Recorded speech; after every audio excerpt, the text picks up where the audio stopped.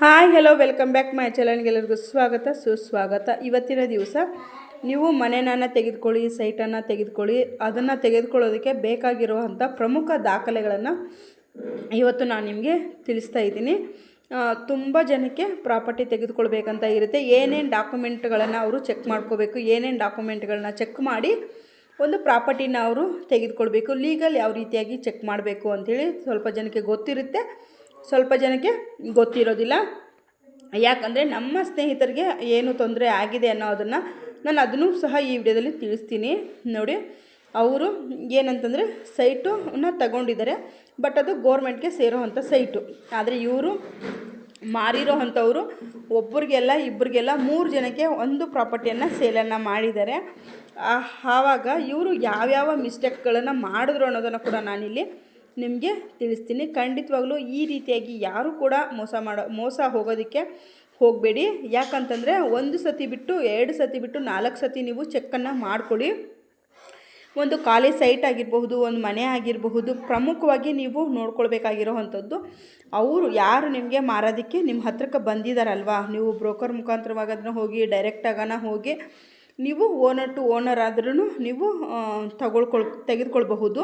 ಆವಾಗ ನಿಮಗೆ ಬ್ರೋಕರ್ ಕೊಡುವಂಥ ಕಾಸು ನಿಮಗೇನಿದೆಯಲ್ಲ 2% ಅನ್ನೋವಂಥದ್ದು ಅದು ನಿಮಗೆ ಉಳಿತಾಯ ಆಗೋವಂಥದ್ದು. ಇವಾಗ ನೀವು ಫಸ್ಟು ಏನು ಚೆಕ್ ಮಾಡಬೇಕಪ್ಪ ಅಂದರೆ ಕರೆಂಟ್ ಬಿಲ್ಲು, ವಾಟರ್ ಬಿಲ್ಲು, ಅವರು ಈ ಒಂದು ಏನು ಪ್ರಾಪರ್ಟಿಗೆ ಟ್ಯಾಕ್ಸನ್ನು ಕಟ್ಟಿದ್ದಾರೆ ಅನ್ನೋವಂಥದ್ದನ್ನ ಪ್ರಮುಖವಾಗಿ ತಿಳ್ಕೊಳ್ಬೇಕು. ಇವಾಗ ನಾವು ಲಾಯರ್ ಹತ್ರಕ್ಕೆ ತೆಗೆದುಕೊಂಡು ಹೋದರೆ ಲಾಯರೇ ಒಂದಷ್ಟು ನಮಗೆ ಡಾಕ್ಯುಮೆಂಟ್ಗಳನ್ನ ಹೇಳ್ತಾರೆ, ಅದು ಬೇರೆ. ಆದರೆ ನಾವು ಬೇಸಿಕ್ಕಾಗಿ ಇವಾಗ ಮನೆ ಯಾರ್ದೋ ಹೆಸರಲ್ಲಿ ಇರುತ್ತೆ, ವಾಟರ್ ಬಿಲ್ ಯಾರೋ ಕಟ್ತಾ ಇರ್ತಾರೆ, ಅದರ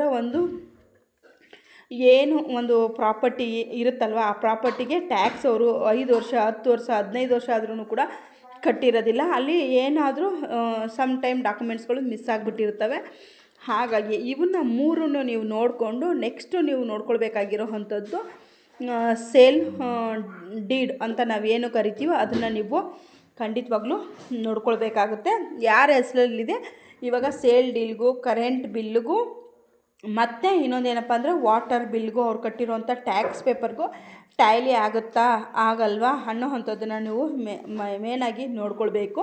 ಮತ್ತು ನೆಕ್ಸ್ಟ್ ಏನಪ್ಪ ನೋಡ್ಕೋಬೇಕಂದ್ರೆ ಅಲ್ಲಿ ಲೇಔಟಲ್ಲಿ ಅಕ್ಕಪಕ್ಕದವ್ರನ್ನ ಹೋಗಿ ವಿಚಾರಿಸಿ, ಇದು ಎಷ್ಟು ವರ್ಷ ಇವಾಗ ಎಷ್ಟು ಯಾರಿಂದ ಯಾರಿಗೆ ಬಂತು, ಅವ್ರ ಮನೇಲಿ ಎಷ್ಟು ಜನ ಇದ್ದಾರೆ, ಗಂಡ ಹೆಂಡತಿ ಎಷ್ಟು ಜನ ಇದ್ದಾರೆ, ನಮ್ಮ ಸ್ನೇಹಿತರು ತೊಗೊಂಡಿರೋಂಥ ಅವ್ರಿಗೆ ಆಗಿರೋವಂಥ ಪ್ರಾಬ್ಲಮ್ನ ಫಸ್ಟು ನಾನು ತಿಳಿಸ್ಬಿಡ್ತೀನಿ. ನೋಡಿ, ಅವರು ಒಂದು ಪ್ರಾಪರ್ಟಿನ ತೆಗೆದುಕೊಂಡಿದ್ದಾರೆ, ಬಟ್ ಅವ್ರಿಗೆ ಬಂದು 2 ಹೆಂಡತಿರು, ಇವರು ಮಾರಿರೋ ಅಂಥವ್ರು ಬಂದು ಬೇರೆಯವರು, ಬಟ್ ಅವ್ರ ಹೆಸರಲ್ಲಿ ಏನೂ ಪ್ರಾಪರ್ಟಿ ಇಲ್ಲ, ಇರೋದೇ ಬೇರೆಯವರು. ಅವರ ಒಬ್ಬ ಗಂಡನಿಗೆ 2 ಹೆಂಡತಿರು.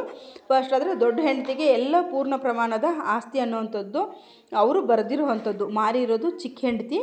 ಬಟ್ ಇವಾಗ ಪ್ರಾಬ್ಲಮ್ ಏನಾಗಿರೋದು ಅಂತಂದರೆ ಪೇಪರೆಲ್ಲ ಬಂದು ದೊಡ್ಡವ್ರ ಹೆಸರಲ್ಲಿ ಇರೋ ಅಂಥದ್ದು, ಬಟ್ ವ್ಯವಹಾರ ಮಾಡಿರೋರು ಚಿಕ್ಕವರು.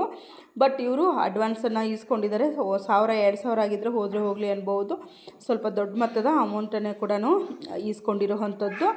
ಇವಾಗ ದೊಡ್ಡವ್ರು ಏನಂತ ಇರೋದಂದರೆ, ಇಲ್ಲ ನಾನು ಆ ಪ್ರಾಪರ್ಟಿನ ಸೇಲ್ ಮಾಡೋದಿಲ್ಲ, ನನಗೆ ಗೊತ್ತಿಲ್ಲ, ಅವರು ನಮ್ಮ ಹೆಂಡ್ತಿನ ನಮ್ಮ ಗಂಡನನ್ನು ಮದುವೆ ಆಗಿರೋ ವಿಷಯನೇ ನನಗೆ ಗೊತ್ತಿಲ್ಲ ಅಂತ ಹೇಳ್ತಾ ಇದ್ದಾರೆ. ಬಟ್ ಈ ಪ್ರತಿಯೊಂದು ಡಾಕ್ಯುಮೆಂಟ್ಸ್ ಕೂಡ ಇವಾಗ ಒಂದು ವಾಟರ್ ಬಿಲ್ ಆಗಿರ್ಬೋದು, ಕರೆಂಟ್ ಬಿಲ್ ಆಗಿರ್ಬೋದು, ಟ್ಯಾಕ್ಸ್ ಪೇಪರ್ ಆಗಿರಬಹುದು, ಸೇಲ್ ಡೀಲ್ ಆಗಿರ್ಬೋದು, ಪ್ರತಿಯೊಂದು ಡಾಕ್ಯುಮೆಂಟ್ಸ್ ಕೂಡ ದೊಡ್ಡ ಹೆಂಡತಿ ಹೆಸರಲ್ಲಿದೆ, ಸಣ್ಣ ಹೆಂಡತಿ ಹೆಸರಲ್ಲಿ ಏನೂ ಇಲ್ಲ. ಬಟ್ ಇವಾಗ ಇವರು ಏನು ಮಾಡಬೇಕು ಅನ್ನೋದನ್ನು ಖಂಡಿತವಾಗ್ಲೂ ನೀವು ಕಮೆಂಟಲ್ಲಿ ಬರೆದು ನನಗೆ ತಿಳಿಸಿ. ಬಟ್ ಇವರು ಪೇಪರನ್ನು ಚೆಕ್ ಮಾಡಿಸಿದ್ದಾರೆ, ಬಟ್ ಇವರು ಏನಂದರೆ ಕ್ರಾಸ್ ಚೆಕ್ಕನ್ನು ಮಾಡ್ಕೊಂಡಿಲ್ಲ. ಬಟ್ ಡಾಕ್ಯುಮೆಂಟ್ಸ್ ಎಲ್ಲ ಓಕೆ ಇದೆ, ಲಾಯರೆಲ್ಲ ಓಕೆ ಮಾಡಿದ್ದಾರೆ. ಬಟ್ ಆದರೆ ಇಲ್ಲಿ ಏನಾಗಿದೆ, ಮಾರಿರೋ ಅಂಥವ್ರು ಚಿಕ್ಕ ಹೆಂಡತಿ, ದೊಡ್ಡ ಹೆಂಡತಿ ಜೊತೆಗೆ ಗಂಡ ಇಲ್ಲ, ಚಿಕ್ಕ ಹೆಂಡತಿ ಜೊತೆಗೆ ಗಂಡ ಇರೋವಂಥದ್ದು, ಪ್ರಾಪರ್ಟಿ ಎಲ್ಲ ಗಂಡ ಬರೆದಿರೋವಂಥದ್ದು ದೊಡ್ಡ ಹೆಂಡತಿಗೆ.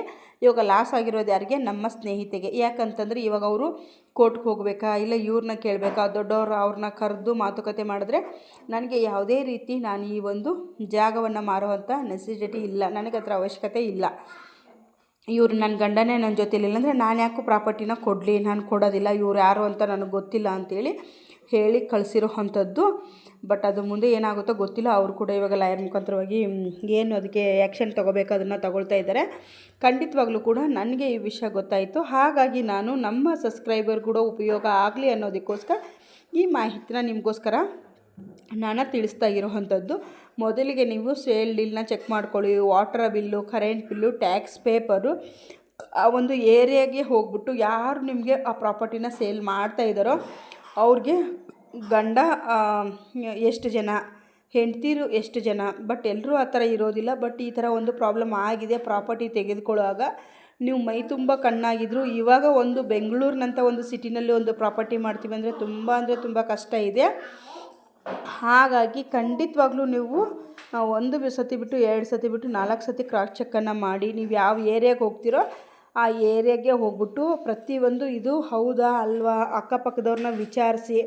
ಅವ್ರಿಗೆ ಗೊತ್ತಿಲ್ಲ ಅಂದರೆ ಮತ್ತೆ ಟೈಮ್ ತೊಗೊಳ್ಳಿ. ಟೈಮ್ ತೊಗೊಂಡು ನೀಟಾಗಿ ಅವ್ರ ಬಾಯಿಂದನೇ ಬಿಡಿಸಿ ಅಂತ ಹೇಳೋದಕ್ಕೆ ಇಷ್ಟಪಡ್ತೀನಿ. ಯಾಕಂದರೆ ಅವ್ರಿಗೆ ಮಕ್ಕಳು ಎಷ್ಟು ಜನ ಇದ್ದಾರೆ, ಮದುವೆ ಎಷ್ಟು ಜನಕ್ಕಾಗಿದೆ, ಚಿಕ್ಕ ಮಕ್ಕಳಿದ್ದಾರಾ, ಮೈನರ್ ಇದ್ದಾರಾ, ಮೇಜರ್ ಇದ್ದಾರಾ, ಅದನ್ನೆಲ್ಲ ನೀಟಾಗಿ ನೀವು ತಿಳ್ಕೊಂಡು ಲಾಯರು ನಮಗೆ ಹೇಳ್ತಾರೆ. ಬೇಸಿಕ್ ಅವರು ಸೇಲ್ ಡೀಲ್ ಆಗಿರ್ಬೋದು, ಜಮೀನು ಯಾರಿಂದ ಯಾರಿಗೆ ಬಂತು, ಇದು ಗೋಮಾಳ ಜಮೀನ, ಇದು ಗೌರ್ಮೆಂಟ್ ಪ್ರಾಪರ್ಟಿನ ಅಲ್ಲ ಜೆನ್ಯೂನ್ ಪ್ರಾಪರ್ಟಿನ, ಎಷ್ಟು ಜನರಿಂದ ಎಷ್ಟು ಜನ ಮಾರಿದ್ರು ಅನ್ನೋದು ಲಾಯರ್ ಕೂಡ ಎಲ್ಲ ಪ್ರತಿಯೊಂದು ನಮಗೆ ಬಿಡಿಸಿ ಹೇಳ್ತಾರೆ.